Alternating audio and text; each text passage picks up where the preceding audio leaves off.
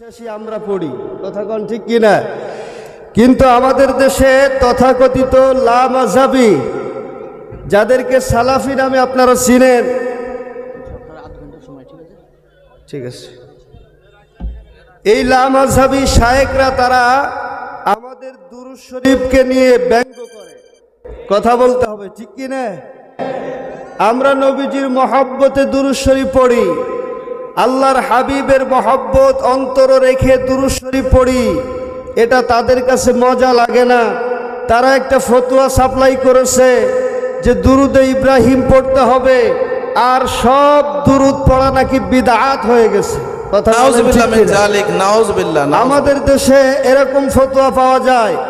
আবার আপনাদের ইন্ডিয়া থেকেও কিছু শায়েখ আছে, জাল শায়েখ, নামের আগে ভুয়া শায়েখ লাগাইছে, পিছনে মাদানি সাদানি লাগায়া, জি জি, টাইটেলের অভাব নাই, কিন্তু মাশাআল্লাহ কোরআন কিতাবের কোনো ধার তারা ধারে না। জি জি, তাদের মধ্যে কোনো ইলমি আলোচনা, কিতাবি কোনো আলোচনা, রেফারেন্স সহকারে কোনো কথা বলে না। তাদেরকে যদি মানুষ প্রশ্ন করে, তারা বলে এগুলি বিদআত। একজন প্রশ্ন দিয়েছে, হুজুর দুরূদ শরীফ যারা সুন্নি তারা মহব্বতে যেই সুরে পড়ে এই দুরূদ পড়া যাবে কিনা? শায়েখে ফতোয়া দিলে এটা বেদাত, হারাম, এটা পড়া যাবে না। দুরুদে ইব্রাহিম ছাড়া আর কোনো দুরূদ পড়া যাবে না। নাউজুবিল্লাহ বলে। জি জি, শায়েখের কাছে প্রশ্ন দিল, শায়েখ মিলাদ শরীফ পড়া যাবে কিনা? শায়েখ বলে এটা বেদাত। শায়েখের কাছে প্রশ্ন দিল যে হুজুর নামাজের পরে দোয়া মোনাজাত করা যাবে কিনা? বলবে এটা বেদাত। এইভাবে প্রত্যেকটা আমল, তারা কোনো কিতাবের রেফারেন্স নয়, তাদের নিজেদের মন গড়া ফতোয়া দিয়ে দিয়ে সাধারণ মানুষদেরকে তারা ইলমে দ্বীন থেকে বিতাড়িত করে জাহান্নামের রাস্তায় নিয়ে যাওয়ার চেষ্টা করতেছে। কথা বলেন ঠিক কিনা? ঠিক। আমরা আহলে সুন্নাত ওয়াল জামাতের আকীদায় বিশ্বাসী, আমরা দয়াল নবীজির মহব্বতে বিশ্বাসী, ঠিক কিনা? ঠিক। একজন আশিক যিনি হবেন, তিনার সাথে আমার নবীর সম্পর্কটা ভালো থাকবে।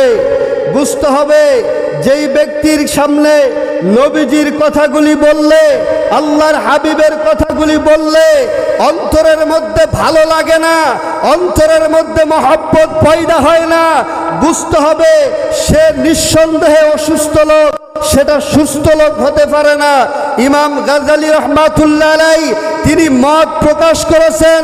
এছাড়াও বহু কিতাবের মধ্যে একটা রেফারেন্স এভাবে রয়েছে, যেমন মাওলানা জালালউদ্দিন রুমি রাহমাতুল্লাহ আলাইহি তিনি মুসনবী শরীফের মধ্যে একটা উক্তি পেশ করেছেন যে যখন কোনো মানুষের সামনে নবীজির কথাগুলি বললে তার অন্তরের মধ্যে, দিলের মধ্যে মায়া লাগে না, বুঝতে হবে সে অসুস্থ, সে সুস্থ মানুষ না।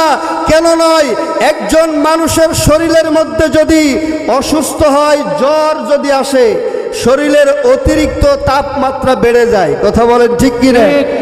অতিরিক্ত তাপমাত্রা যাদের শরীরে বেড়ে যায়, জ্বর যাদের আসে, দেখবেন ওই জ্বরওয়ালা অসুস্থ মানুষটাকে আপনি যদি খাবার খাইতে দেন তার কাছে সেটা মজা লাগে না, ঠিক কিনা বলেন? ঠিক। শুধু কি তাই, ওই অসুস্থ মানুষটাকে যদি আপনি মিষ্টিও খাইতে দেন সেটাও তার কাছে তিতাযুক্ত মনে হবে, ভালো লাগবে না। কেন ভালো লাগবে না? সে অসুস্থ, সুস্থ না। এজন্যই স্পষ্ট জালালউদ্দিন রুমি রাহমাতুল্লাহ আলাইহি বললেন, যাদের কাছে নবীজির কথা বললে ভালো লাগে না তারা নিঃসন্দেহে তারা রোগা, তারা অসুস্থ, তারা আল্লাহর নবীজির পক্ষে। তাদের দিলের মধ্যে কোনো মহব্বত পয়দা না হওয়ার একটাই কারণ, তাদের অন্তরের মধ্যে শয়তানে বাসা বেঁধেছে। ওই জায়গায় আল্লাহর নাম, আল্লাহর জিকির, নবীজির শান এবং মান ভালো লাগবে না। আমরা যারা এখানে আজকের এই সুন্নি মহাসম্মেলনে উপস্থিত হলাম, আচ্ছা বলেন তো আমাদের মধ্যে নবীর মহব্বত আছে না নাই? আছে। আওয়াজ দিয়ে বলেন আছে না নাই? আছে। আল্লাহর হাবিব ইয়াস জিন্দাবাদ, জিন্দাবাদ, আল্লাহু আকবার। ভাইরা আমার, নবীজির মহব্বতের আমি একটু কথা বলে শুনেন। আজকে ওই লামাযহাবী শায়েখরা কয় নবীজির ভালোবাসার কথা কোরআন হাদিসে নাকি কোথাও নেই। একটু জোরে বলেন নাউজুবিল্লাহ। আউযুবিল্লাহ। আপনাদের এই দেশেও আছে, আমাদের বাংলাদেশেও আছে, তারা বলে নবীজির ভালোবাসার কথা কোরআন হাদিসে নাকি নেই, অথচ নামের আগে শায়েখ, নামের পিছনে মাদানি, বিশিষ্ট ইসলামী চিন্তাবিদ, তারা ইসলামের নাম দিয়ে, তাফসীরুল কুরআনের নাম দিয়ে সাধারণ মানুষদের কাছ থেকে আল্লাহর নবীকে তারা দূরে সরিয়ে দেওয়ার অপচেষ্টা করতেছে। কথা বলেন ঠিক কিনা?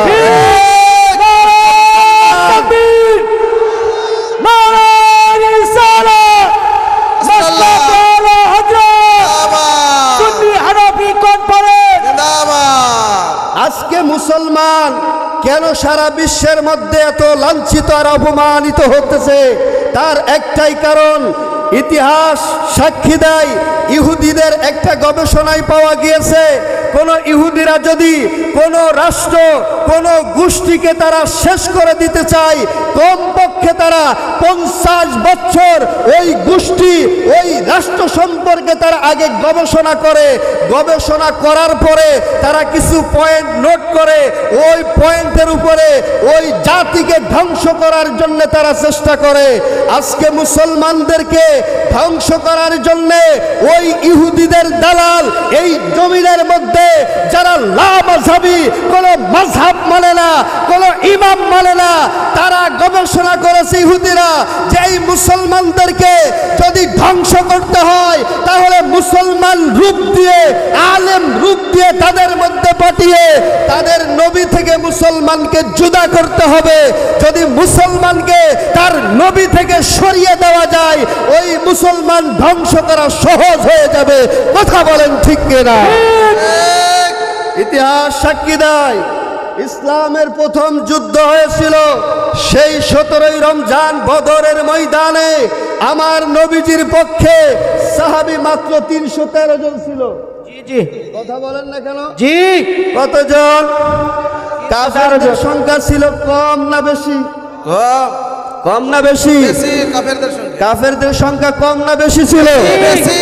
কিন্তু নবীর সাহাবীদের সংখ্যা মাত্র 313 জন। মুতার যুদ্ধের ঘটনা যদি লক্ষ্য করেন, সেখানে দেখবেন মুসলমান সাহাবীদের সংখ্যা মাত্র 3000 ছিল। কয় হাজার? 3000। কথা বলেন কয় হাজার? 3000। কাফেরদের সংখ্যা 3 লক্ষেরও বেশি ছিল। কোথায় 3 লক্ষ আর কোথায় 3000, কোথায় 1000 আর কোথায় 313 জন মুসলমান? ইতিহাস খুলে দেখেন, আল্লাহর নবীর জীবনীতে সাহাবীরা যতগুলি জিহাদ যুদ্ধ পরিচালনা করেছেন, সব জিহাদ যুদ্ধের মধ্যে মুসলমানদের সংখ্যা কম ছিল। এরপরেও আল্লাহ পাক মুসলমানদের বিজয় দান করেছে। কথা বলেন ঠিক কিনা? ঠিক। কেন মুসলমানদের বিজয় দান করেছে? মুসলমানদের সংখ্যা কম থাকতে পারে, কিন্তু মুসলমানদের পক্ষে স্বয়ং দয়াল নবীজি ছিল। জি জি, কথা বলেন ঠিক কিনা? ঠিক। মুসলমানদের সংখ্যা কম থাকতে পারে, কিন্তু মুসলমানদের পিছনে আমার নবী ছিল। যেই মুসলমানের সংখ্যা কম থাকার পরও আমার নবীজির মহব্বত ওই মুসলমানদের কাছে থাকার কারণে আল্লাহ মুসলমানদের বিজয়গুলি দান করেছে। একটু মহব্বতের আওয়াজ দিয়ে বলেন আল্লাহু আকবার। আল্লাহু আকবার। প্রিয় ভাইরা আমার, আজকে আমাদেরকে বোঝানো হয় নবীজির ভালোবাসার কথা কোরআন হাদিসে নেই। আমি বলবো, বেটা তুমি কোরআন হাদিস এখনো পড়াশোনা করনি ঠিকভাবে। তুমি তাফসীরের নাম দিয়ে নবীজির কাছ থেকে মুসলমানদেরকে দূরে সরানোর জন্য এই চেষ্টা তুমি করতেছো। যেই মুসলমান সরে যাবে সেই ক্ষতিগ্রস্ত হবে। কথা বলেন না কেন? জি। আল্লাহ কুরআনুল কারীমের মধ্যে স্পষ্ট আয়াতে কারিমা নাজিল করে জানিয়ে দিয়েছেন, কুল ইন কানা আবাউকুম ইলাল আখির। এই আয়াতে কারিমার মধ্যে আল্লাহ পাক স্পষ্ট বলে দিয়েছেন যে কুল, নবীজি আপনি বলে দেন, ইন কানা আবাউকুম, তোমাদের পিতার গোষ্ঠীর মধ্যে যা কিছু আছে, তোমাদের পিতা, তার পিতা, তার পিতা, এক কথায় তোমাদের পিতার গোষ্ঠীর মধ্যে, তোমাদের মাতার গোষ্ঠীর মধ্যে, তোমাদের অর্জিত মাল সামানার মধ্যে থেকে, তোমাদের সহায় সম্পত্তি, এই সব কিছুর চাইতে থেকে আহাব্বা ইলাইকুম মিনাল্লাহি ওয়া রাসূলি, আল্লাহ পাক স্পষ্ট বললেন এই সব কিছুর চাইতে সর্বপ্রথম তোমরা আমি আল্লাহকে আগে বেশি ভালোবাসো। সুবহানাল্লাহ। তো জোরে বলেন না সুবহানাল্লাহ। আল্লাহ। তারা নবীজির ভালোবাসার কথা কোরআনে পায় না, তারা নবীজির ভালোবাসার কথা কোরআনে খুঁজে পায় না, অথচ আল্লাহ পাক স্পষ্ট বললেন আহাব্বা ইলাইকুম মিনাল্লাহ, যে তোমাদের এই সব কিছুর চাইতে আমি আল্লাহকে আগে বেশি ভালোবাসো। দ্বিতীয় নাম্বার হলো রাসূল, এবং আমার রাসূলকে তোমরা বেশি ভালোবাসো। তিন নাম্বার হলো ও জিহাদিন ফি সাবিলিল্লাহ, আল্লাহর রাস্তায় জিহাদ করাকে তোমরা অধিক পছন্দ করো। আচ্ছা, এখান থেকে স্পষ্ট প্রমাণিত হয় যে আল্লাহ এবং তার রাসূলকে ভালোবাসতে হবে, এই কথাটা আমরা বলিনি, স্বয়ং রব্বে কারীম বলেছে। এরপরেও যেই লামাযাবি, যেই আগলা শায়েখরা বলবে যে আল্লাহ রাসূলের ভালোবাসার কথা কোরআন হাদিসে নেই, নিঃসন্দেহে তারা কুরআনুল কারীমের এই আয়াত অস্বীকার করার কারণে তারা আর মুসলমান থাকলো না। হাদিস শরীফ থেকে বলি, সিত্তার হাদিসের 6 কিতাবের অন্যতম কিতাব সহিহ বুখারী শরীফের জিলদ আউয়ালের বেশি দূরে নাই, মাত্র 7 নাম্বার পৃষ্ঠার মধ্যে অনেকগুলি দলিল রয়েছে। একটা দলিল আমি আপনাদের সামনে পেশ করি। আন আনাস ইবনে মালিক রাদিয়াল্লাহু তাআলা আনহু قال قال رسول الله صلى الله عليه وسلم لا يؤمن أحدكم حتى أكون أحب إليه من والده وولده والناس أجمعين। একটু মহব্বতের আওয়াজ দিয়ে বলেন আল্লাহু আকবার। আল্লাহু আকবার। সহিহ বুখারী শরীফের মধ্যে উল্লেখ রয়েছে, আল্লাহর নবীজি বলেন যে তোমরা ততক্ষণ মুমিন হতে পারবা না যতক্ষণ পর্যন্ত, আল্লাহ পাকের হাবিব বলেন, যতক্ষণ পর্যন্ত তোমাদের স্ত্রী পুত্র পরিবার পরিজন, তোমাদের বাবা মার চাইতে আমি রাসূলুল্লাহকে বেশি না ভালোবাসতে পারবা, ততক্ষণ তোমরা মুমিন হতে পারবা না। তাহলে বলেন তো মুসলমান, যারা মুমিন হবে তাদের কাছে কি নবীজির ভালোবাসা থাকবে না থাকবে না? আওয়াজ দিনাই, থাকবে কি না? যারা নবীজির ভালোবাসার কথা খুঁজে পায় না কোরআন হাদিসে, তারা কি আসলে মুমিন? কথা বলেন, তারা আসলেও কি মুমিন? তাহলে আমরা নবীজিকে ভালোবাসতে চাই কি চাই না? আরে ভালো যদি বাসতে হয় নবীকে বাসো, মন যদি দিতে হয় নবীকে দিও, ভালো যদি বাসতে হয় নবীকে বাসো, মন যদি দিতে হয় নবীকে দিও। নবী তরানেওয়ালা, নবী বাঁচানেওয়া। বিশ্বাস হয়? এই কথা বলেন, বিশ্বাস হয়নি? আমরা সুন্নি যারা আছি, আমরা নবীকে শাফাআতের কান্ডারি বলি। তারা বলে আল্লাহ ছাড়া কোনো সুপারিশকারী নেই, কোনো সুপারিশকারী আল্লাহ ছাড়া নেই। আচ্ছা, আল্লাহ কয়জন? আওয়াজ দেন, কয়জন? আল্লাহু আহাদ, আল্লাহ একক, লা শারীকা লা, তার কোনো শরীক নেই, ওয়ালা নিদ্দালা, তার সমকক্ষ কেউ নেই, ওয়া লাইসা কামিসলিহি শাইউন, সেই আল্লাহর সাথে মেসাল দেওয়া, তুলনা দেওয়া, উদাহরণ দেওয়ার মতো কোনো কিছু নাই। অথচ এই জাল শাইখরা বলতেছে ভাই আল্লাহ ছাড়া কোনো সুপারিশকারী নেই। আচ্ছা বলেন তো, সুপারিশকারী যদি আল্লাহ হয় তো আল্লাহ আবার কার কাছে সুপারিশ করবেন? আল্লাহ কি আরেকজন আছে? জি জি। কথা কন না কেন, আছে? যেহেতু আল্লাহ একজন, তো আল্লাহ যদি সুপারিশকারী হয় তো কার কাছে সুপারিশ করবে? কথাটা বুঝেন না আমার? তো আমরা যারা আহলে সুন্নাত ওয়াল জামাতের আকীদায় বিশ্বাসী, আমরা বলি আল্লাহ সুপারিশকারী না, বরং আল্লাহ হলো সুপারিশ কবুলকারী। কথা কন না কেন? জি। আল্লাহ সুপারিশ কবুলকারী, আল্লাহ সুপারিশকারী না, আল্লাহ সুপারিশ কবুলকারী। আর যিনি শাফাআত করবেন তিনি হলেন রাহমাতুল লিল আলামিন। কথা বলেন ঠিক কিনা? আমার শাফাআতের কান্ডারি, শাফাআতের কান্ডারি মদিনা ওয়ালা আলা হযরত মুস্তাফা নবী সাল্লাল্লাহু আলা হযরত মুস্তাফা নবী সাল্লাল্লাহু। আমার নবী শাফাআতে কুবরার মালিক, যেই নবী সহিহ বুখারী শরীফের মধ্যে উল্লেখ, যারা আজকে নবীজির শাফাআতকে অস্বীকার করে, আল্লাহর নবীজির শাফাআতকে অস্বীকার করার জন্য যারা বলে যে আল্লাহ ছাড়া কেউ সুপারিশকারী নেই, আমি বলবো নিঃসন্দেহে তারা জাহান্নামী, তারা জাহান্নামী, তারা জাহান্নামী। কারণ নবীজির সুপারিশ যার কপালে থাকবে না তার মতো বদনসিবওয়ালা আর কেউ হতে পারে না। সহিহ বুখারীর মধ্যে উল্লেখ রয়েছে, আল্লাহর হাবিব বলেন, শাফাআতি লি আহলিল কাবাইর মিন উম্মতি। নবীজি বলেন, কিয়ামতের ময়দান যখন কায়েম হবে, আমি নবীর বড় বড় গুনাহগার উম্মত যারা থাকবে, আমি নবী তাদেরকে সুপারিশ করে আল্লাহর জান্নাতে নিয়ে যাব। সুবহানাল্লাহ। নবীজি শুধু ছোট ছোট গুনাহগার যারা তাদেরকে নেবেন না, আল্লাহর নবী স্পষ্ট জানিয়ে দিলেন যে আমি নবীর বড় বড় গুনাহগার উম্মত যারা কিয়ামতের ময়দানে থাকবে, আমি তাদেরকে সুপারিশ করব। যেই হুজুর আজকে নবীজির শাফাআত অস্বীকার করে, ও নবীর শাফাআত ছাড়া নিঃসন্দেহে জাহান্নামী ছাড়া আর কিছু হতে পারে না। আপনারা নবীর শাফাআত চান তো? সকলে বলেন চান। আমার নবীর শাফাআত যদি একবার নসিবে লেগে যায়, জীবন ধন্য হয়ে যাবে। সুবহানাল্লাহ। এজন্য নবীর শাফাআতের নিয়ত করবেন, নবীজির শাফাআতের নিয়ত করবেন, একটা আমল করবেন, সর্ব অবস্থাতেই আল্লাহর নবীজির উপরে দুরূদ শরীফ পড়ার চেষ্টা করবেন। আজকের এই হানা সুন্নি মহাসম্মেলনে এখানে অনেক বড় বড় ওলামায়ে কেরাম রয়েছেন, আমি তার মধ্যে একেবারে ছোট্ট, আমি ক্ষুদ্র, বাংলাদেশ থেকে এসেছি, যার কারণে আপনারা হয়তো একটু সময় দিয়েছেন। আমি দুটি কথা বলতেছি, আপনারা কষ্ট নিতেছেন? কি বলেন, কষ্ট নিতেছেন?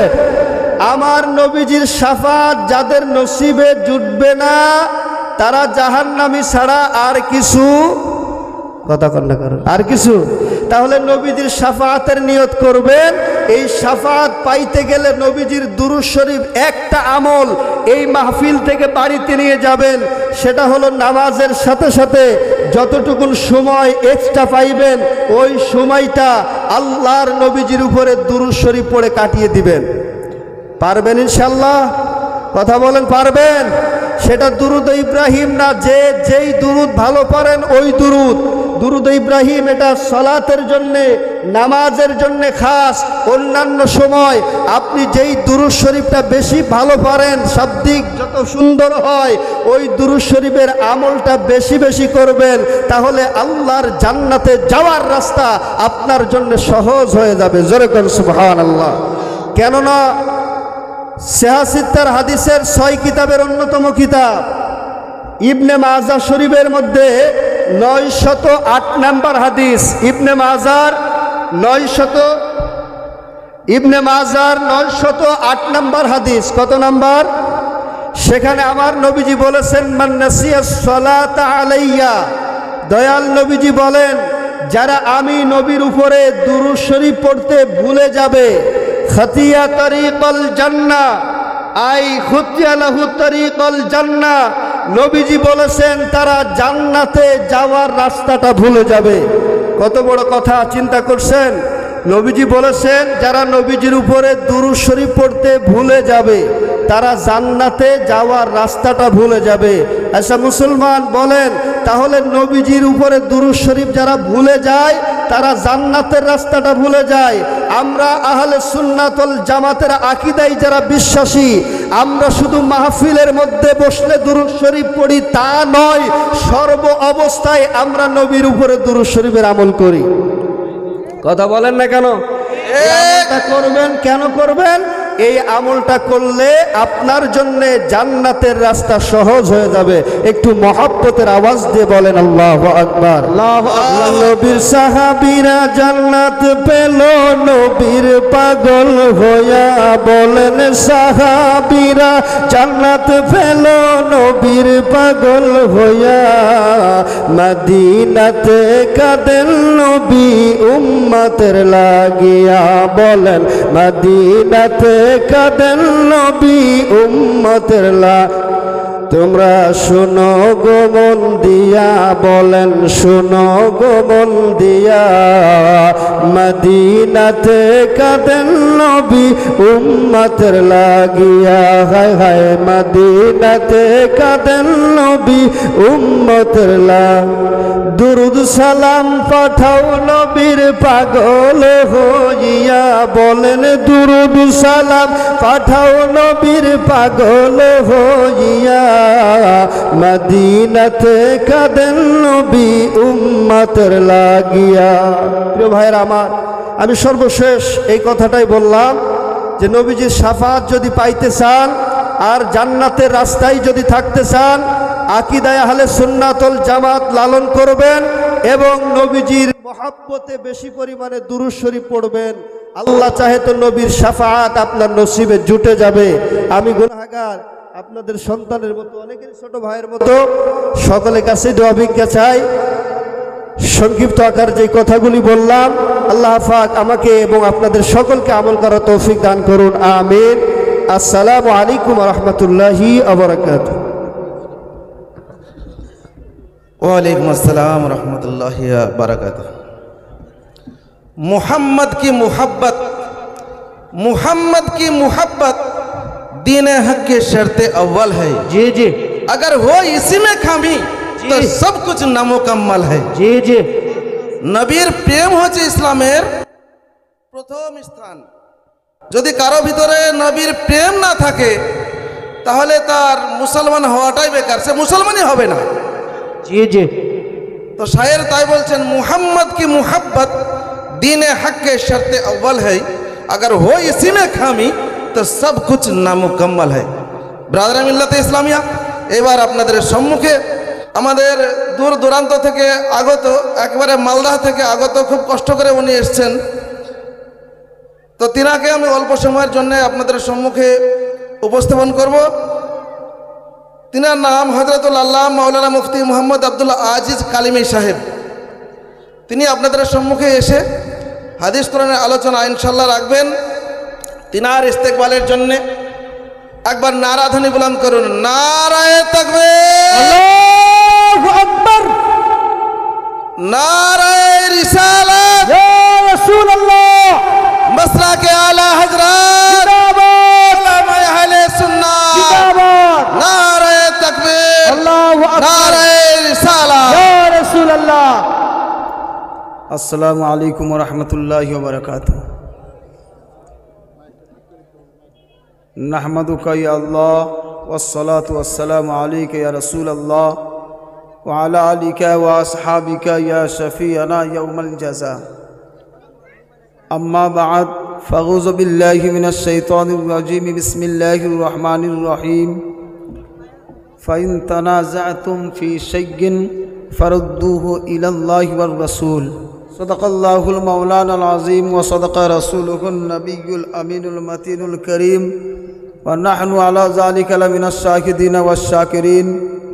अल्हम्दुलिल्लाहि रब्बिल आलमीन। इन्नल्लाह व मलाइकतहु युसल्लूना अलन नबी या अय्युहल्लज़ीना आमनू सल्लु अलैहि व सल्लिमू तस्लीमा।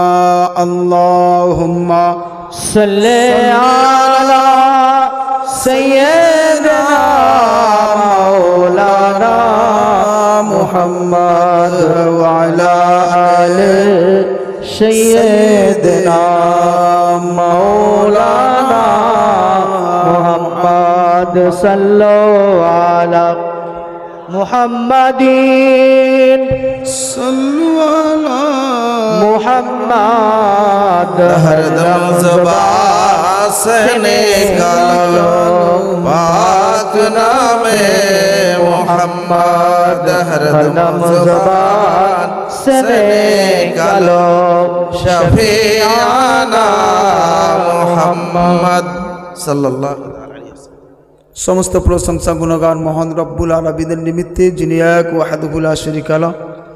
তারপরে পরে আমিনার লাল মুরুর দুলাল আহমদ মুজতবা মুহাম্মদ মুস্তাফা সাল্লাল্লাহু তাআলা আলাইহি ওয়াসাল্লামের পবিত্র দরবারে লক্ষ লক্ষ কোটি কোটি দুরূদ ও সালাম অবতীর্ণ হোক। সকলে বলুন আল্লাহুম্মা আমিন। আল্লাহুম্মা আমিন। ব্রাদার, অল্প সময়ের জন্য আপনাদের সম্মুখ উপস্থিত হয়েছি। মহান রব্বুল আলামিন আমাদের এই উপস্থিতিকে গ্রহণ করুন। সকলে বলুন আল্লাহুম্মা আমিন। ব্রাদার, আমাকে বিষয় দেওয়া হয়েছে শিরক ও বিদআত, কিন্তু শিরক ও বিদআত এটা খুব বড় চ্যাপ্টার, এই জন্য একটু লম্বা সময়ের দরকার ছিল, যদিও শর্ট সময়, এই জন্য পরিপূর্ণ আলোচনা না রেখে গুরুত্বপূর্ণ কাটছাঁট করে শুধু আপনাদের মাথায় দিতে চাই যে বিদআতটা কী আর শিরকটা কী। আশা করি এতেই বুঝতে পারবেন। আগামীতে আরও কয়েকটা আপনাদের এলাকায় জলসা আছে, ইনশাআল্লাহ আল্লাহ পাক যদি বাঁচিয়ে রাখেন বিস্তারিত আলোচনা কোনো এক জায়গায় হয়তো রেখে দেব। যাই হোক, আমি আপনাদের সম্মুখে আয়াতে কারিমা তিলাওয়াত করেছি। মহান রব্বুল আলামিন নিজ মহাগ্রন্থ যার নাম আল কুরআন এর সূরা আন-নিসা 59 নম্বর আয়াতে ঘোষণা করছেন, ফাইন তানাযাতুম ফি শাইইন ফারুদ্দুহু ইলাল্লাহ ওয়ার রাসূল। আল্লাহ পাক বলছেন যে তোমাদের যদি কোনো জিনিসে কোনো বিষয়ে মত পার্থক্য হয় তাহলে কি করবে? ফারুদ্দুহু ইলাল্লাহ ওয়ার রাসূল, তাহলে আল্লাহ এবং তার রাসূলের দিকে তোমরা অগ্রসর করবে, রুজু করবে। তাহলে আমরা যদি কোনো ইখতিলাফ করি, আমরা যদি কোনো মতভেদ করি যে কোনো বিষয়ে, তাহলে দেখতে হবে প্রথমত এই বিষয়ে আল্লাহ পাক কি বলেছেন তথা পবিত্র কোরআন কি বলছে, তারপরে হাদিস কি বলছে সেই দিকে লক্ষ্য রাখতে হবে। সেই দিকেও যদি কিছু না পাই তাহলে তারপরে আছে কিয়াস আছে, ইজমা আছে, আমাদের 4টি দলিলের দিকে আমাদের লক্ষ্য রাখতে হবে। এটাই হচ্ছে আল্লাহ রব্বুল আলামিনের পথ। বলেন সুবহানাল্লাহ। ব্রাদার, আজকে আমাদের মাঝে বেদাত এবং শিরক নিয়ে খুব বেশি বাড়াবাড়ি হচ্ছে কি না, তো সবাই একসাথে ঝাঁক ধরে দুরুদ পাঠ করছি, এটা শিরক বা বিদাত, দুটো জিনিস তারা খুব রটে নিয়েছে। কিন্তু আপনাদের মাথায় দিয়ে দিই যে শিরকটা কাকে বলে, ভালো করে শুনবেন। শিরকটা কাকে বলে? শিরক হচ্ছে সেটাই আল্লাহ রব্বুল আলামিনের জাত তথা ওনার সত্তা এবং ওনার সিফাত তথা ওনার গুণাবলী এর সাথে অপার কাউকে জড়িত করে দেওয়া, এটাই হচ্ছে শিরক। তথা আল্লাহর সাথে, আল্লাহর ইবাদতে অথবা আল্লাহ রব্বুল আলামিনের গুণাবলী অথবা আল্লাহ পাকের যে সত্তা তার সাথে অপার কাউকে জড়িত করে দেওয়া, যে ওই রকমই সিফাত এর ভিতরে আছে, ওই রকমই গুণাবলী এর ভিতরে আছে জাতি হিসাবে, এটাই হচ্ছে আসলে শিরক। এটা নিয়ে আমাদের মাঝে অতটা দ্বন্দ্ব নেই, এই জন্য আমি ওই দিকে আর বেশি যেতে চাইছি না। তার সাথে সাথে তার পাশাপাশি যেটা হচ্ছে বিদাত, এই বিদাতটা নিয়ে বেশি বাড়াবাড়ি হচ্ছে আমাদের মাঝে। বেদাতটা হচ্ছে কি?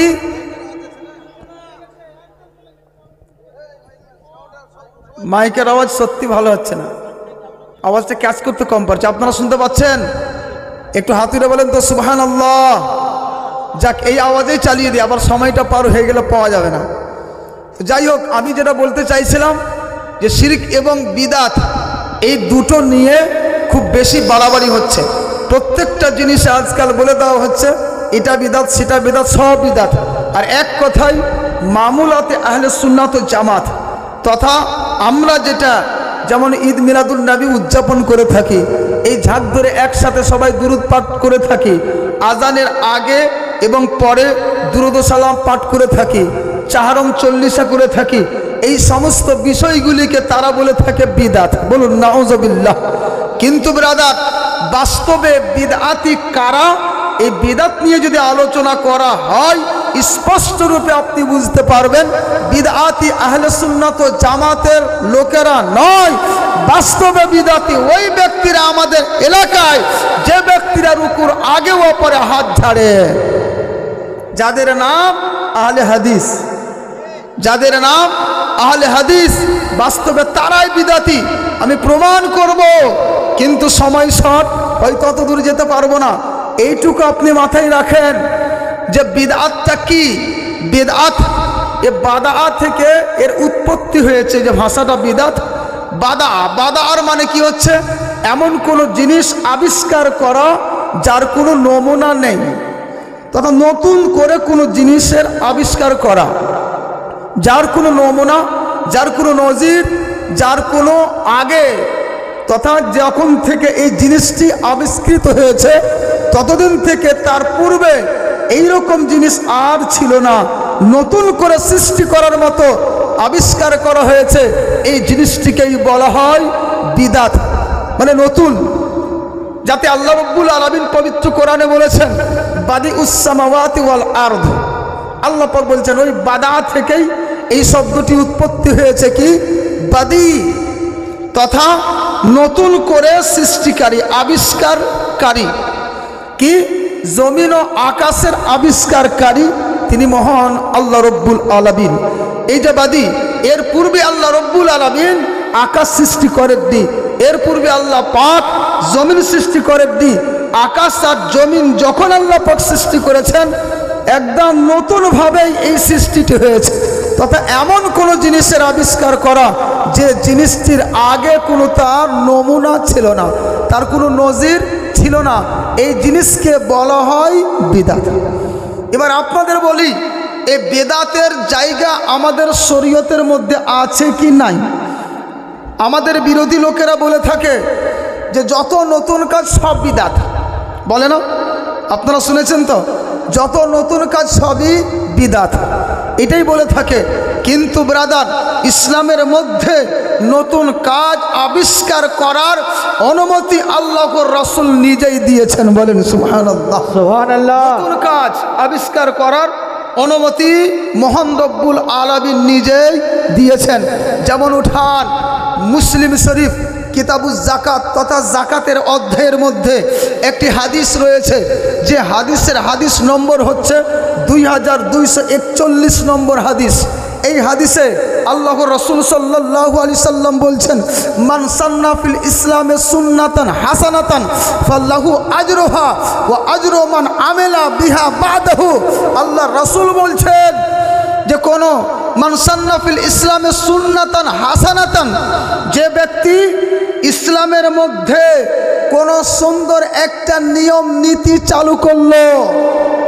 সুন্নাতান, সুন্নাতের অর্থ হচ্ছে নিয়ম, কোন তরিকা, কোন একটা পথ সৃষ্টি করলো, ওই ব্যক্তির কথা বলছেন যে ওই ব্যক্তি এই চালু করার কারণে নেকি পাবে, বলেন সুবহানাল্লাহ। সুবহানাল্লাহ। নেকি পাবেন, চালু করার জন্যই আল্লাহ পাক নেকি দেবেন। আর ওই চালু যে করলো নতুন জিনিসটি, তার প্রতি যত লোক আমল করবে, ওই কর্মটা যত লোক করবে, প্রত্যেকটা ব্যক্তির নেকি থেকে আল্লাহ পাক তাকেও নেকি দেবেন।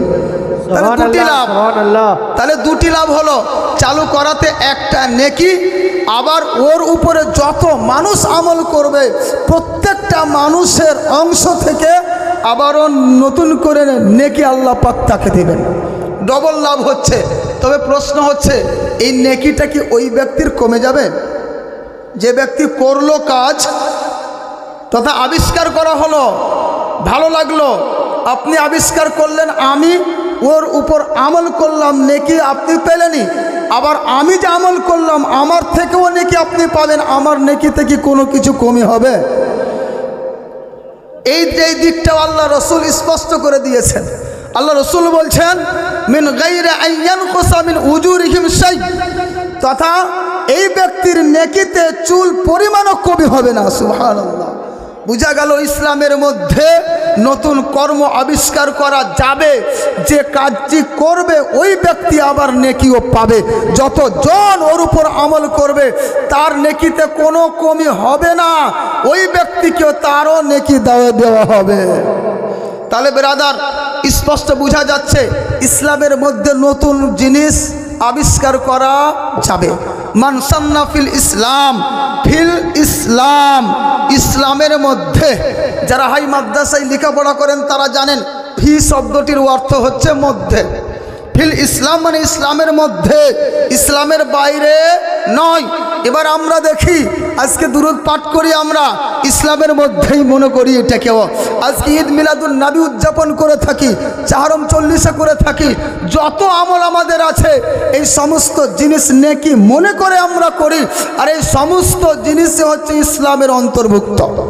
কারণ ইসলামের অন্তর্ভুক্ত এই জন্যই যে কোরআন হাদিসে কোথাও নিষেধাজ্ঞা তার নেই, কোরআন হাদিসে কোথাও নিষেধ নাই। এই জন্য এইটা ইসলামের মধ্যে, ইসলামের যা আইন, ইসলামের যে পবিত্র কোরআন হাদিস ইজমা কিয়াস, এই আমাদের যে চারটি দলিল, এই চারটি দলিলের আলোকেই এই সমস্ত জিনিস করা হচ্ছে। সুবহানাল্লাহ। এই জন্য ইসলামের মধ্যেই আমি বলতে পারবো, ইসলামের বাইরে এই সমস্ত জিনিস কোনোটাই নয়। এবার আপনি দেখুন, এটা তো ভালো কাজ, যে ভালো কাজ করার অনুমতি আমাদের আল্লাহ রাসূল সাল্লাল্লাহু আলাইহি সাল্লাম স্বয়ং দিয়ে দিলেন। কিন্তু যদি এমন কাজ আছে যেটা কাজটা ভালো নয়, এই কাজটাও কি আবিষ্কার করা যাবে? যদি কেউ আবিষ্কার করে তো তার কি হবে? ওই হাদিসে আগে বলছেন ওমান সান্না ফিল ইসলামে সুন্নাতান সাইয়্যাতান, আর যে ব্যক্তি এই ইসলামের মধ্যে কোনো একটা জিনিস এমন তৈরি করলো যেটা হচ্ছে মন্দ কাজ, যেটা কি মন্দ কাজ। যেমন দেখুন আজকে ঢোল বাজনা নিয়ে গান আগে ছিল না, পরবর্তীতে আরম্ভ হয়েছে। এটা হচ্ছে কি নাজায়েজ হারাম, এটা বিদআতে সাইয়্যা, এটা হচ্ছে মন্দ কাজ। এই কাজ করার জন্য কি হবে? কানা আলাইহি উজরুহা ওয়া উজরু মান আমিলা বিহা মিন বাদিহি মিন গায়রি আন ইয়ানকুসা মিন আওজারিহিম শাই। সেখানে বলছেন আল্লাহ রাসূল যে ব্যক্তি এই মন্দ কাজটিকে আবিষ্কার করলো, আবিষ্কার করার জন্য তার গুনাহ তার উপরেই হবে। আর এই কর্মের প্রতি যতজন আমল করবে প্রত্যেকটা ব্যক্তির ওই গুনাহ ওই ব্যক্তির উপরেই বর্তাবে, তার গুনাহতে কোনো কমি হবে না।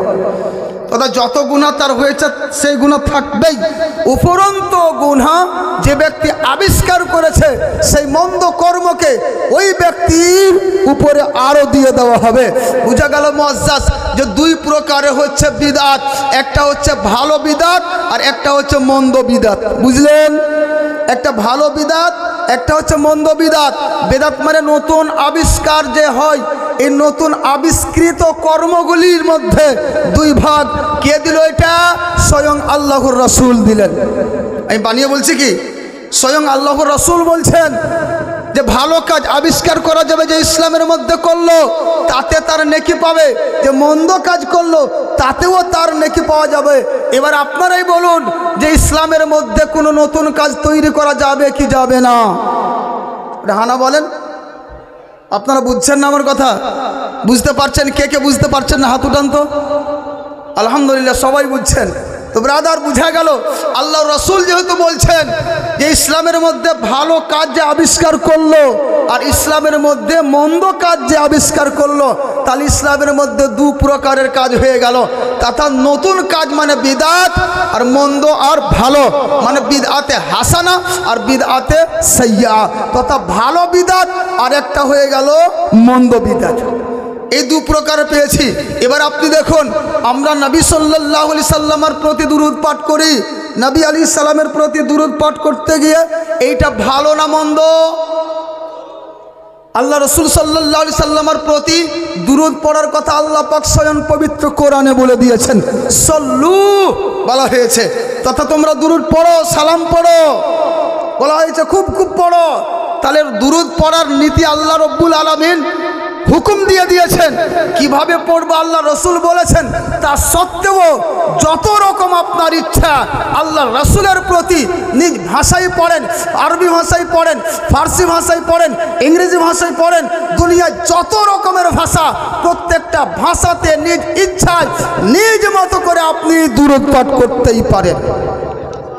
আজকে ব্রাদার আমাদের মাঝে যে দুরুদ পাঠ করি, এই দুরুদটা পাঠ করাটা অবশ্যই ভালো কাজ, মন্দ কাজের কোনো অবকাশ নেই, কোনো দলিলও এখানে নাই, কোনো বাপের বেটা কোনো দলিল দিতে পারবে না।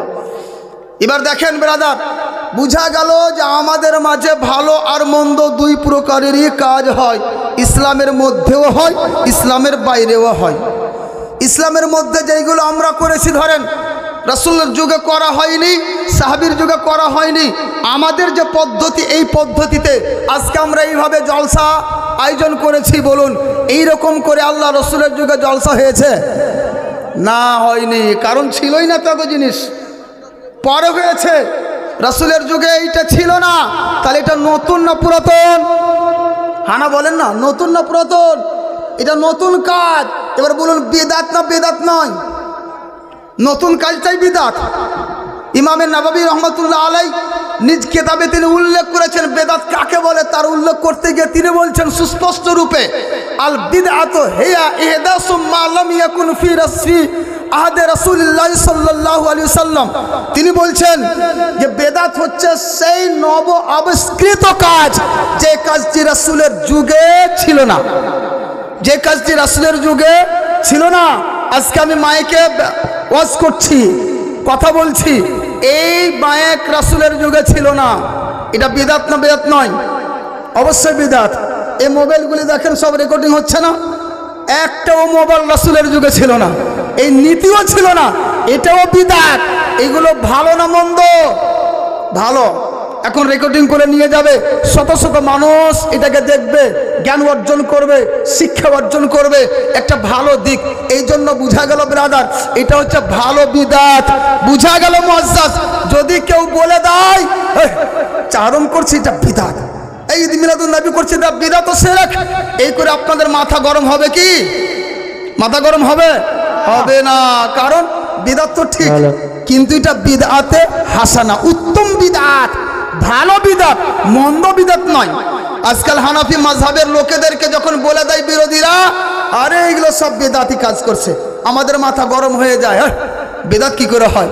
বেদাত তো বটেই, মাথা গরম করলে হবে না, আপনাকে দেখে নিতে হবে এই কাজটা ভালো না মন্দ। যদি ভালো হয় ভাববেন যে এটা ঠিক, যদি মন্দ হয় ভাববেন যে না এটা হচ্ছে মন্দ, বিদআত, সেখান থেকে দূরে থাকেন। এটা আপনাকে মাথাতে রেখে নিতে হবে। ভালো বিদআত শুধু আমাদের যুগে হয়েছে তা নয়, আগেও হয়েছে। রাসূল সাল্লাল্লাহু আলাইহি সাল্লামের যুগ এর পর থেকেই শুরু হয়েছে। বুখারী শরীফ উঠান, আমরা যে আজকে এই পবিত্র কোরআন তেলাওয়াত করছি, এই পবিত্র কোরআন বিদআত। এই পবিত্র কোরআনের যে একটা গঠন তৈরি হয়েছে, এই গঠনটাও কি বিদআত। আল্লাহ রসুল সাল্লাল্লাহু আলাইহি সাল্লাম এইভাবে পবিত্র কোরআনকে এক জায়গায় জমায়েত করে আমাদের দেননি। রাসূলের যুগে কোরআন এক জায়গায় হয়নি। যখন ইয়ামামা যুদ্ধে অনেকজন সাহাবা ইকরাম, অনেক হাফিজ কোরআন শহীদ হয়ে গেলেন, হযরত ওমর ফারুক রাদিয়াল্লাহু তাআলা আনহু আসলেন, প্রথম খলিফা হযরত আবু বকর সিদ্দিক রাদিয়াল্লাহু তাআলা আনহুর নিকট এসে বলছেন, হুজুর আমার আশঙ্কা হচ্ছে যেইভাবে কোরআনের হাফেজগণ শহীদ হতে লেগেছেন, এইভাবে যদি শহীদ হতেই যায় তাহলে তো আমরা কোরআন পাককে হারিয়ে দেব। বুঝলেন? কোরআনের হাফেজ যদি না থাকে, পবিত্র কোরআন ছাপা নাই, কি করবেন? খুঁজে কোথায় পাবেন? যাদের মুখস্থ আছে তারাই তো বলবে এরপরে এটা আয়াত, এরপরে এটা সূরা, এই সম্পূর্ণ সব কিছু তারা জানতেন। তিনি বলছেন এইভাবে যখন হারিয়ে দিব পবিত্র কোরআনকে, তাহলে পবিত্র কোরআনকে বাঁচানো আমাদের আর কোনো উপায় নাই। উপায় হচ্ছে এটাই হুজুর, যে পবিত্র কোরআনকে এক জায়গায় জমা করে একটা বই তৈরি করে দেওয়া হোক। বলেন সুবহানাল্লাহ। সুবহানাল্লাহ। কি বলছেন? একটা বই তৈরি করে দেওয়া হোক। প্রথম খলিফার নিকটে দ্বিতীয় খলিফা হযরত ওমর রাদিয়াল্লাহু তাআলা আনহু আবেদন পেশ করছেন। প্রথম খলিফা হযরত আবু বকর সিদ্দিক রাদিয়াল্লাহু তাআলা আনহু উঠে গিয়ে বলছেন, এ ওমর তুমি কি বলছো? কাইফা আফআলু শাইআ লাম ইয়াফআলহু রাসূলুল্লাহ, এমন কাজ আমি কি করে করতে পারি যেই কাজটি আমার রাসূলুল্লাহ করেননি। বুঝলেন? দেখবেন ভালো করে মনে রাখেন কথাটা। বুখারী শরীফের কথা আমি বলছি, যেখান সেখানকার কথা বলি না। বুখারী শরীফ হাদিস নম্বর 7191, হাদিস নম্বর 7191, কিতাবুল আহকাম, আহকাম অধ্যায়ে এই হাদিসটি লিপিবদ্ধ আছে।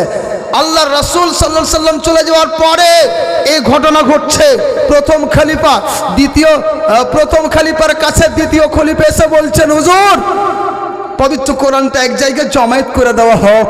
ইনি বলছেন, কাইফা আফআলু শাইআ লাম ইয়াফআলহু রাসূলুল্লাহ, এমন কাজ আমি কি করে করতে পারি যে কাজটি আমার রাসূলুল্লাহ করেননি। বুঝলেন? হযরত ওমর উত্তর দিচ্ছেন, শুনেন, মুখস্থ রাখার একটা খুব প্রয়োজন। হযরত ওমর বলছেন, ঠিক আছে আল্লাহ রাসূল করেননি, ঠিক আছে হুজুর, কিন্তু আল্লাহর কসম খেয়ে বলছি, হুয়া খায়র, আল্লাহর কসম খেয়ে বলছি এই কাজটা তো ভালো কাজ। সুবহানাল্লাহ, সুবহানাল্লাহ। সকলের জন্য কিন্তু এটা খুব গুরুত্বপূর্ণ একটা উত্তর। দ্বিতীয় খলিফা কি বলছেন? হুয়া ওয়াল্লাহি খায়র, আল্লাহর কসম খেয়ে বলছি এই কাজটা তো ভালো কাজ। তবুও প্রথম খলিফা হযরত আবু বকর সিদ্দিক রাদিয়াল্লাহু তাআলা আনহু চুপ করে থাকলেন, সাড়া দিলেন না। কয়েকদিন গত হয়ে গেল, মহান রব্বুল আলামিনের দয়া হয়ে গেল, হযরত আবু বকর সিদ্দিক রাদিয়াল্লাহু তাআলা আনহুর ভিতরেও এই কথা যেন উঠে আসলো যে না, ওমর যে কথাটা বলছিলেন এটা কিন্তু ভালো কাজ, এই কাজটা না করতে পারলে আমরা কোরআনকে হারিয়ে দেব, কোরআনকে হারিয়ে দিলে পরে ইসলামকে বাঁচানো কঠিন হয়ে পড়বে। এই জন্য কোরআনের হেফাজত করে নেওয়া আমাদের জন্য অতি জরুরি। এই জন্য আবু বকর সিদ্দিক রাদিয়াল্লাহু তাআলা আনহু নারে তাকবীর, নারে রিসালাত, মাসলাকে আলা হযরত মুফতি আলাউদ্দিন জাহাদি সাহেব, মুফতি আলাউদ্দিন জাহাদি সাহেব, নারে তাকবীর, নারে রিসালাত, রাসূলুল্লাহ, মাসলাকে আলা হযরত সুন্নি হানাফি মহাসম্মেলন, নারে তাকবীর, নারে রিসালাত, মুফতি আলাউদ্দিন জাহাদি সাহেব, নারে তাকবীর, নারে রিসালাত।